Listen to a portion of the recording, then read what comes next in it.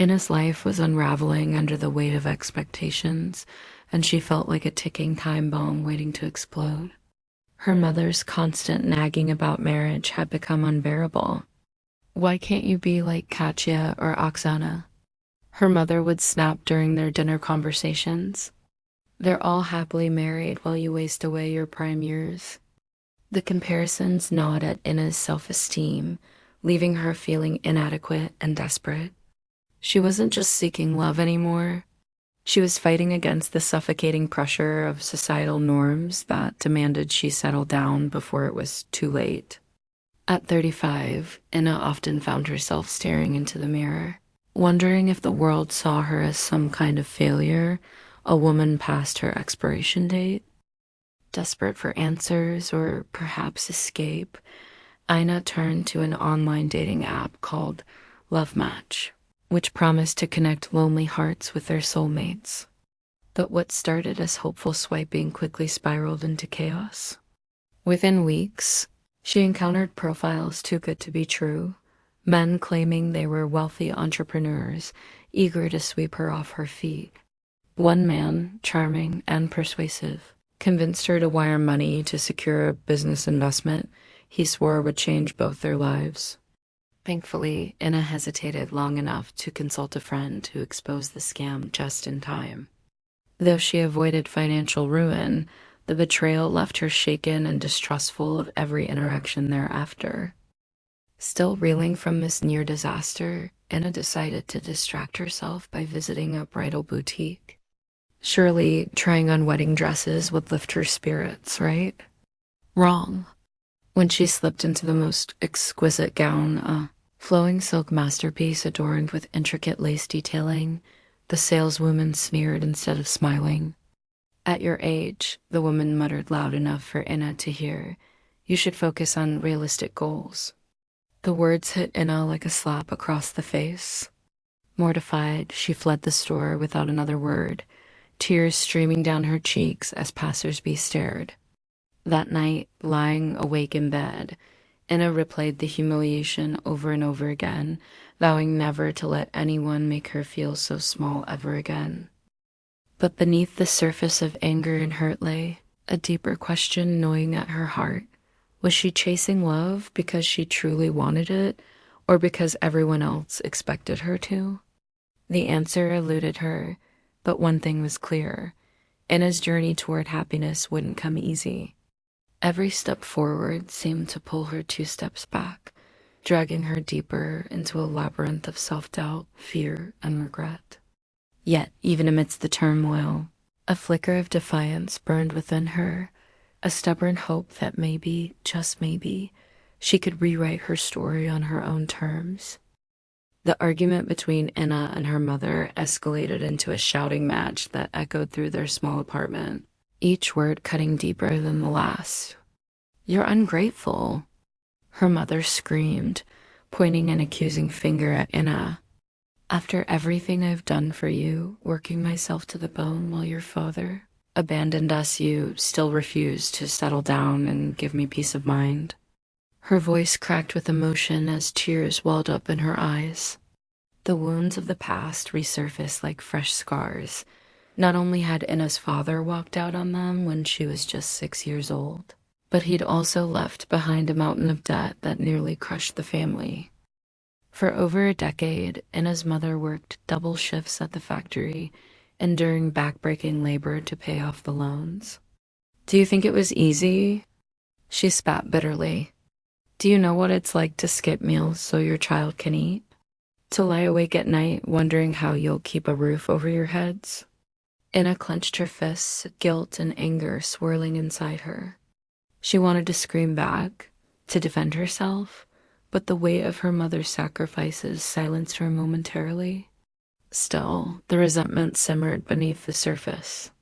"I didn't ask for any of this," Ina finally retorted. "Why does my life have to revolve around fixing what he broke?" But the pain of abandonment wasn't confined to Ina's family alone. Vika, who had recently reconnected with her ex-husband Sergei, revealed during one heated conversation that his departure hadn't just shattered her emotionally, it had fractured their daughter Olenka's sense of security too. She used to cry every time she heard the doorbell ring, hoping it was him coming back, Vika confessed, her voice trembling. And now, even though he's apologized, I don't know if she'll ever fully recover. Anna couldn't help but draw parallels between Olenka's story and her own childhood trauma. When her father packed his bags and disappeared without explanation, she felt invisible, erased from his life entirely. It wasn't until years later that they discovered he'd fled overseas to start anew, leaving behind nothing but unpaid bills and broken promises. Even worse, no one, not even her mother, could shield her from the harsh realities of growing up fatherless. Schoolmates mocked her relentlessly, calling her the girl whose dad ran away. Those taunts haunted her well into adulthood, shaping her fears about relationships and commitment. As the evening wore on, Anna's mother grew more agitated, pacing the room like a caged animal. "If you cared about me at all, you'd find someone to share your life with," she yelled, her tone laced with desperation. "Don't let your stubbornness ruin your future." But Anna stood firm, refusing to let fear dictate her choices. Deep down, however, she wondered if her resistance stemmed from unresolved pain, or if she truly believed happiness lay elsewhere. The phone call came on a Tuesday afternoon, shattering Vika's fragile sense of stability. A man from Kramer Bank informed her that Sergei, her ex-husband, had taken out a massive loan under her name as the guarantor. "But I didn't sign anything," Vika stammered, panic rising in her chest like wildfire. The bank representative was cold and unyielding. "We have all the documents here. If you don't pay, we'll take legal action." Her world tilted dangerously. $100,000 hung over her head like a guillotine blade. Sergei hadn't just left her when they divorced. He had systematically dismantled everything she owned. During their marriage, he convinced her to sell her parents' apartment, claiming it would be better to invest in a joint property. Now, she realized he'd planned this betrayal from the start. The house they shared wasn't even hers anymore. It belonged to him entirely after the divorce settlement. And now, with this new debt looming, she faced losing the only asset she had left, the modest flat she bought years later through sheer grit and sacrifice. Her hands trembled as she clutched the phone, tears streaming down her face. How could someone she once loved so deeply turn into such a monster? Memories of happier times flooded back their wedding day. Olenka's birth, those quiet evenings where they dreamed about building a life together. But those memories were poisoned now, tainted by his greed and deceit. She thought of Olenka, her brilliant daughter who trusted her mother to protect them both. What would happen if she lost everything? Would they end up homeless? Desperate for answers, Vika tried calling Sergei repeatedly, but his number was disconnected. Friends told her he'd moved abroad, starting a new family with another woman, a younger version of herself, no doubt. His betrayal cut deeper than any knife ever could. Not only had he abandoned her emotionally, but he had also stripped her financially bare. Every penny she earned went toward survival while he lived lavishly somewhere far away. Anna, who had been listening silently during one of their rare meetings, finally spoke up. "Vika, you can't let him destroy you," she said firmly, though her own voice betrayed hints of vulnerability. "He's not worth your tears." Anna knew what it felt like to be betrayed by someone close a wound that never fully healed. Yet even as she offered comfort, there was an unspoken understanding between them. Neither woman truly believed justice would come. With no other options, Vika listed her apartment for sale. It broke her heart to part with the place where she raised Olenka, where every corner held a memory. But desperation forced her hand. As potential buyers walked through the rooms, inspecting walls and floors, she stood outside, staring at the building like a ghost haunting its past. Each step forward seemed to push her further into darkness, yet she refused to give up entirely. Somewhere deep inside, a flicker of defiance remained, a stubborn refusal to let Sergi win completely. Ina's life after the divorce was a relentless uphill battle. Every rejection letter felt like another nail in her coffin, each one echoing the same sentiment: insufficient experience. She had spent years as a homemaker, dedicating herself to her ex-husband's ambitions and their shared household, only to find that the world outside no longer valued her contributions. Her days became a blur of job applications, interviews, and polite but dismissive rejections. During one particularly grueling interview, the hiring manager looked at her resume with barely concealed disdain. "You don't even have basic proficiency in Excel," he said coldly. "How do you expect to compete with candidates fresh out of college?" Anna left the office feeling invisible, as if she'd been erased from existence. Vika, on the other hand, seemed to have it all together, at least on the surface. Her cafe buzzed with customers every morning, the scent of freshly brewed coffee mingling with the hum of conversation. But beneath the polished countertops and cheerful decor lay a minefield of stress. One evening, just as Vika was closing up, a small fire broke out in the kitchen. Sparks leapt from an overloaded outlet, igniting a stack of napkins. Panic surged through her veins as she grabbed a fire extinguisher, praying it wouldn't spread. By some miracle, she managed to douse the flames before they consumed the entire space. Still, the damage was done. Charred walls, ruined equipment, and a bill for repairs that would drain her already strained finances. The next day, creditors began calling, their voices sharp and unforgiving. "If you can't pay the loan by the end of the month, we'll seize the property," one warned. Vika clenched her fists, fighting back tears. To make matters worse, a group of regular customers complained loudly about the cafe's temporary closure. "This place used to be perfect," one snapped.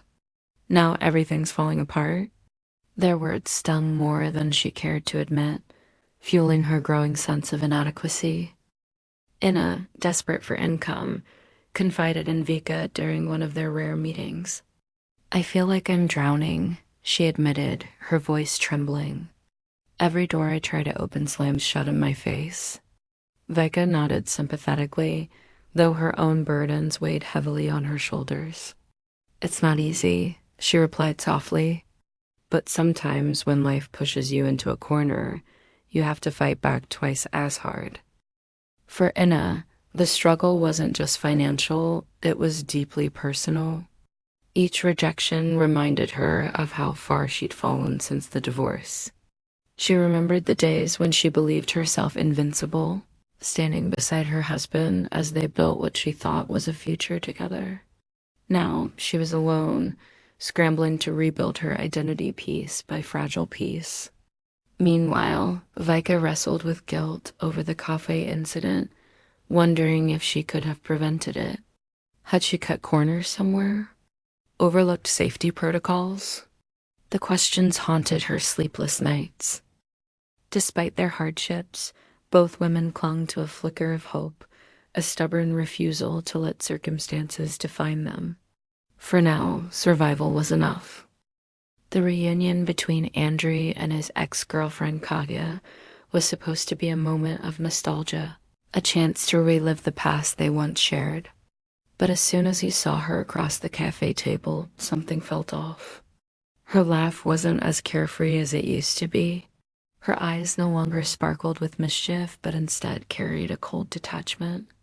"You've changed," Andrew muttered under his breath, though loud enough for her to hear. She shrugged indifferently. "People grow up, Andrew. Maybe you're just stuck in the past." Her words stung like salt on an open wound. This wasn't the Katya he remembered, the girl who used to skip class, just to watch sunsets with him or bake cookies at midnight because she couldn't sleep. That Katya was gone, replaced by someone unrecognizable. But the real blow came later when Katya casually mentioned her son. "He's 4 now," she said, scrolling through photos on her phone. The boy had her smile but unmistakably belonged to another man, a man whose name she didn't even bother to mention. For Andrew, the revelation hit like a freight train. He had spent years idealizing their relationship, clinging to memories of love that clearly meant nothing to her anymore. Now, faced with the harsh reality that she had moved on so completely, he felt utterly betrayed. As days turned into weeks, Andrew spiraled into a deep depression. Memories haunted him relentlessly. Their first kiss under the cherry blossoms, the way she'd whisper his name like it was a secret only they shared. Those memories were now tainted by the image of her with someone else, someone who had given her what he never could: stability, security, and a family. At night, he lay awake staring at the ceiling, wondering how he had failed so spectacularly. Was it his fault? Had he not been good enough? The questions gnawed at him until every waking moment felt suffocating. Anna noticed the change in him almost immediately. "Andrew, are you okay?" she asked during one of their rare meetings. He forced a smile, but didn't reach his eyes. "I'm fine," he lied, though his trembling voice betrayed him. Anna hesitated before speaking again. "Sometimes people aren't who we think they are. It doesn't mean you weren't worthy of love." Her words offered little comfort. How could he move forward when everything inside him felt broken? Meanwhile, Vika overheard fragments of Andrew's story during a late-night conversation. She thought about Sergei and how much easier it would have been if he hadn't come back into her life. "Some ghosts are better left buried," she murmured to herself. Yet here was Andrew, unable to escape his own haunting memories. His pain mirrored hers in ways she couldn't ignore. By the end of the month, Andrew stopped answering calls altogether. Friends grew worried, leaving messages that went unanswered. Deep down, everyone knew this wasn't just heartbreak, it was devastation. Love had become a weapon, slicing through him piece by fragile piece. Anna had grown accustomed to the whispers that followed her wherever she went. At family gatherings, relatives would exchange loaded glances and murmur phrases like, "Still single? What a waste of beauty," or worse, "Maybe she's too picky." The judgment didn't stop there. Strangers at cafes sometimes felt entitled to comment on her life choices. Once, an older woman sitting nearby bluntly told her, "At your age, I already had 3 kids. You're running out of time." Anna forced a polite smile, but inside, she burned with shame and frustration. Society seemed determined to label her as a failure, a woman who hadn't fulfilled her biological or societal duty. Her mother was no different. During one particularly heated dinner, she slammed her fist on the table and declared, "If you don't marry soon, people will think something is wrong with you. They'll say you're broken." Broken? The word echoed in Anna's mind long after the argument ended.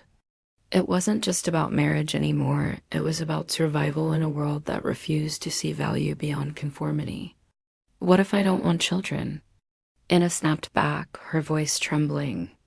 Her mother's response was icy, "Then you'll die alone." For Vika, the pressure came from another angle. After her cafe gained popularity, rumors spread about why she hadn't remarried. Some speculated that she was secretly seeing someone younger, while others claimed she was barren and therefore undesirable. When Sergei reappeared in her life, offering apologies and promises of reconciliation, many urged her to take him back, not because they cared for her happiness, but because it would save face for the family. Even Olenka, her beloved daughter, innocently asked, "Mom, why won't you give Dad another chance?" Everyone says it's better to forgive. But the most suffocating expectations fell upon Katya, whose parents decided enough was enough. One evening, they called her into their living room, where her father sternly announced, "We found you a husband. He's wealthy, successful, and willing to overlook your past." Katya froze, her heart pounding. She knew exactly what he meant by past, Her failed relationships, her independence, her refusal to settle down. "I don't love him," she protested weakly, but her mother cut her off. "Love doesn't fill your stomach or pay your bills. You're lucky he even agreed to this." Katia spent sleepless nights imagining a future devoid of affection, trapped in a gilded cage with a man she barely knew. Yet, every time she tried to object, her parents reminded her of their sacrifices. "Do you know how much we've done for you?" her mother hissed during one confrontation. "And this is how you repay us? By being selfish?" Anna watched all of this unfold with a mix of pity and dread. She couldn't help but wonder if her own resistance to societal norms made her complicit in perpetuating the cycle of judgment. During one late-night conversation with Vika, she admitted, "Sometimes I feel like I'm drowning, not because I need a man, but because I can't escape everyone else's expectations." Vika nodded silently, her eyes reflecting the same exhaustion. Both women understood that freedom came at a cost, and sometimes that cost felt unbearable. Anna's mind often drifted back to the day her father walked out, a moment frozen in time like a photograph she could never burn. She was 6 years old, sitting cross-legged on the floor of their tiny apartment, coloring a picture of a family that no longer existed. The sound of his suitcase wheels rolling across the cracked linoleum still echoed in her ears, a deafening noise that shattered her innocence. "Where are you going?" she had asked innocently, looking up at him with wide eyes. He didn't answer, just waved dismissively as if swatting away an annoying fly. Her mother stood frozen in the doorway, lips trembling but silent. That night, they ate cold bread for dinner because neither of them had the strength to cook. The absence of her father wasn't just felt at home, it followed her everywhere, especially at school. By the time Anna reached 3rd grade, the whispers began. "Your dad ran away, didn't he?" One boy taunted during recess, his voice loud enough for the entire playground to hear. "No wonder he left, you're probably cursed." The words stung more than any slap ever could. She tried to ignore them, burying herself in books or hiding behind the school gymnasium where no one would find her. But the teasing only grew worse. Notes were slipped into her desk, "Fatherless freak," scrawled in red ink. Even teachers seemed to pity her, their sympathetic smiles making her feel even smaller. Vika, too, carried scars from her childhood, though hers stemmed from a different kind of abandonment. When she was 8, her parents' divorce turned their once happy household into a battleground. One evening, after yet another screaming match, her father stormed out with nothing but a large black suitcase and a look of disgust etched onto his face.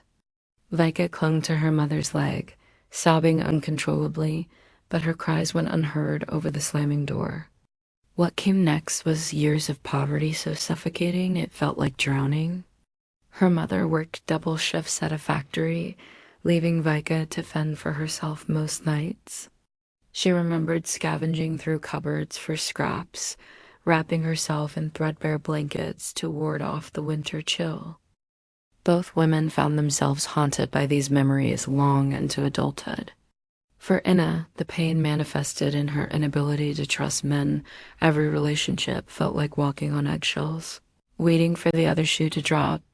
With Vika, it fueled a relentless drive to succeed, to prove that she didn't need anyone, not her father, not Sergei, not anyone to survive. Yet, despite their resilience, the wounds refused to heal completely.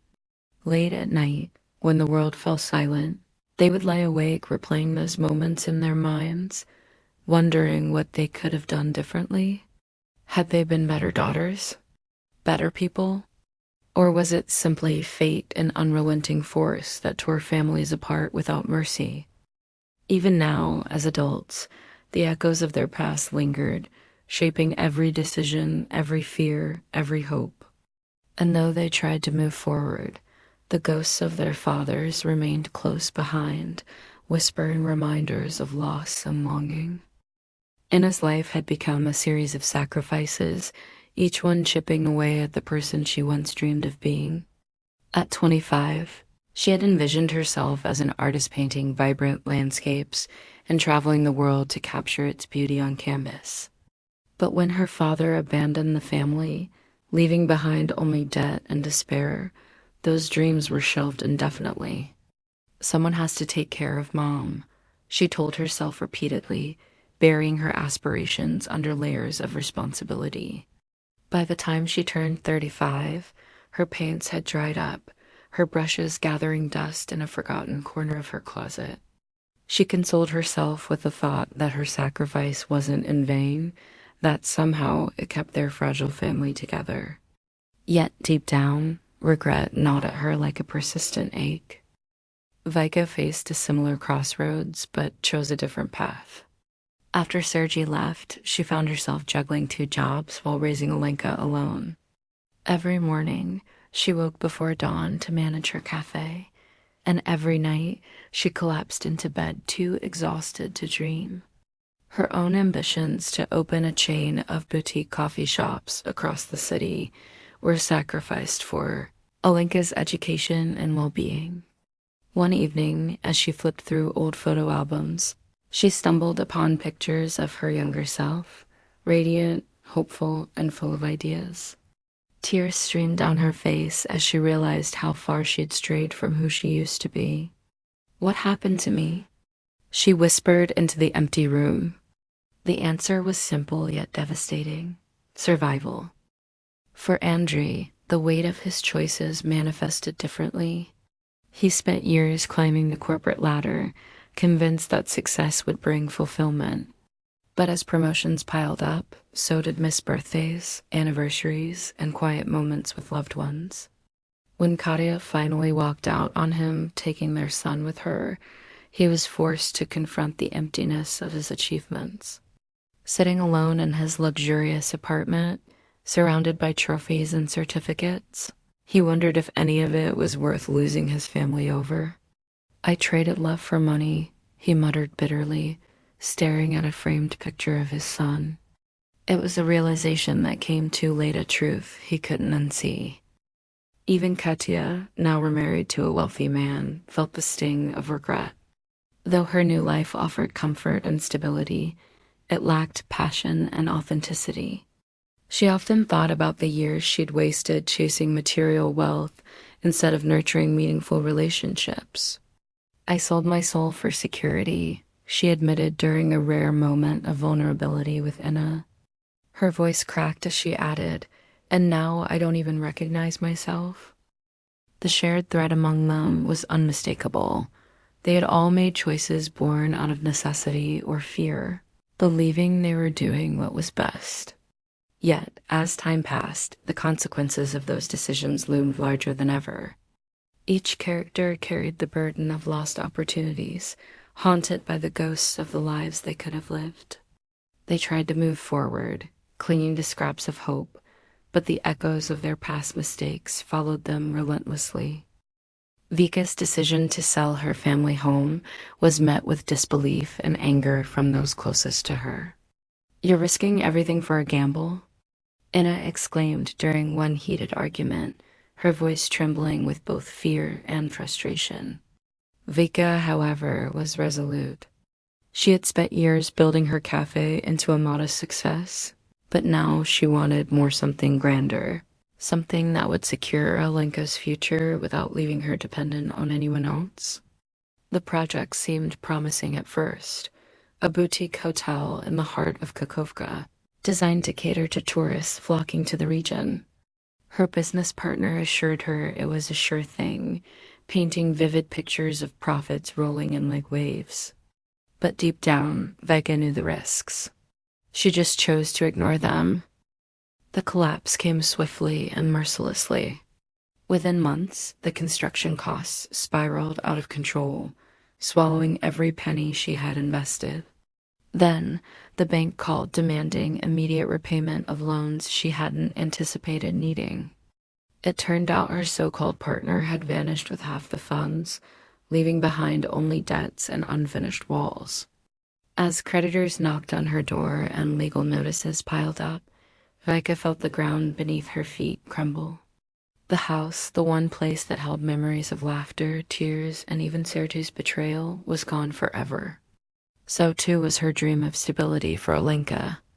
Late at night, as she lay awake, staring at the ceiling, guilt consumed her. How could she have been so reckless? What kind of mother gambles away her child's safety net? Meanwhile, Andrew faced his own battle against familial expectations. After years of working as a real estate agent, he decided to pursue his true passion, psychology. To him, it wasn't just a career change, it was a chance to heal others while confronting his own demons. But when he announced this decision over dinner, his parents erupted in outrage. Psychology? Are you mad? His father bellowed, slamming his fist on the table. Do you know how much we sacrificed to put you through school? And now you throw it all away for some nonsense? His mother sobbed quietly, accusing him of selfishness. For days their voices haunted him, echoing louder than his resolve. Despite the pressure, Andrew enrolled in night classes, juggling work and studies until exhaustion became his constant companion. Yet, the strain took its toll, not just on him, but also on his relationships. Friends drifted away, unable to relate to his struggles, and even Inna grew distant, unsure if she should support such a drastic shift. One evening, after another grueling lecture, Andrew sat alone in his tiny apartment, surrounded by textbooks and empty coffee cups. He wondered if he'd made a terrible mistake. Was chasing his dream worth losing everything else? Both Vika and Andrew found themselves trapped in cycles of regret and self-doubt. While Vika wrestled with the tangible loss of her home, Andrew fought an internal war against societal judgment. Neither could see a way forward, yet neither was willing to give up entirely. In their darkest moments, they clung to fragments of hope, a stubborn belief that redemption might still be possible. The bond between Inna and Vika had always been a lifeline for both women, especially during their darkest hours. When Vika's cafe faced an unexpected financial crisis after the fire incident, Inna didn't hesitate to step in. I know you'd do the same for me, Inna said firmly as she handed over a modest sum of money she'd saved from her flower shop earnings. It wasn't just about the cash, it was a gesture that reminded Vika she wasn't alone in her struggles. For weeks, Inna helped manage the cafe's accounts late into the night, teaching Vika how to cut costs without compromising quality. Their friendship became a fortress against despair, built on trust and mutual sacrifice.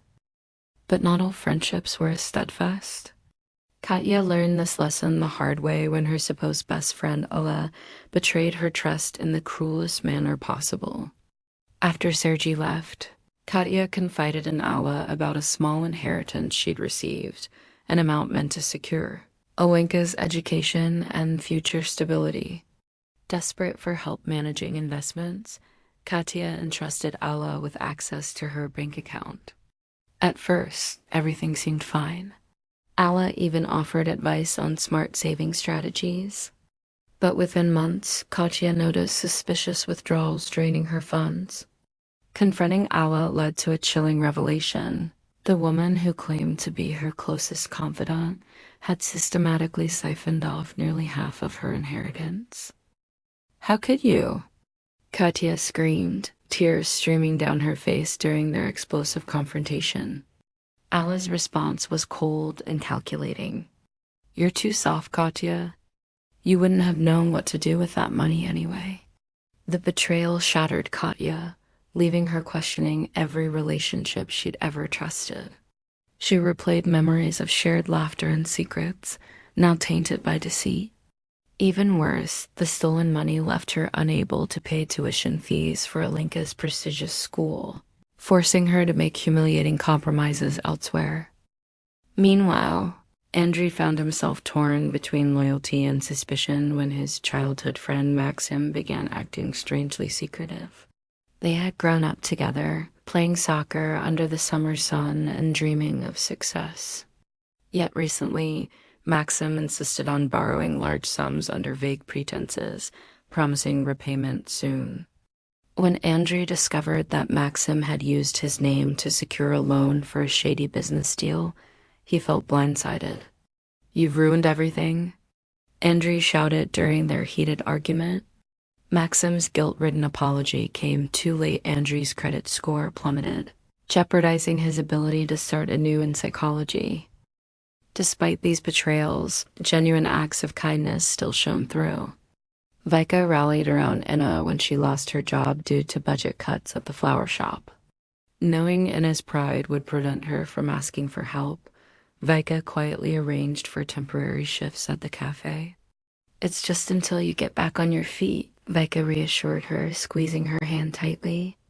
These moments of solidarity stood in stark contrast to the betrayals others endured, highlighting the fragile yet enduring nature of true friendship.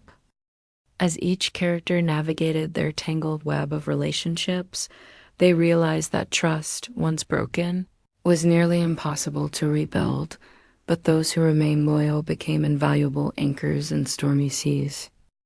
Despite the weight of their struggles, a fragile thread of hope still bound Inna and her friends together.